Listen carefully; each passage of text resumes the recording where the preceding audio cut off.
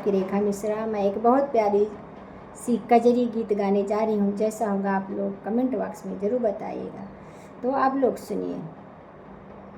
धन हो लागल सावन महीनवा, चला चली शिव की नगरियाना। धन हो लागल सावन महीनवा, चला चली शिव की नगरियाना। गंगा जल शिव भर के द्वारे, गंगा जल शिव भर के द्वारे, मांगे मनवती हाथ पसारे, मांगे मनवती हाथ पसारे।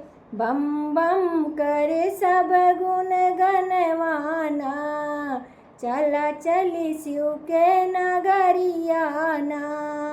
बम बम करे सब गुण गनवाना, चला चली शिव के नगरियाना।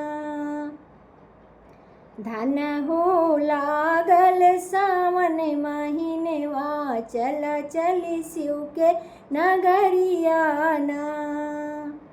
अवध्या नगरी पावन सरजू, अवध्या नगरी पावन सरजू, झूमे सब भक्ति के रंग रंग में, झूमे सब भक्ति के रंग रंग में। रिम रिम झिम बरस सावन की बदरिया, चल चली शिव की नगरियाना। रिम झिम बरस सावन की बदरिया, चल चली शिव की नगरियाना।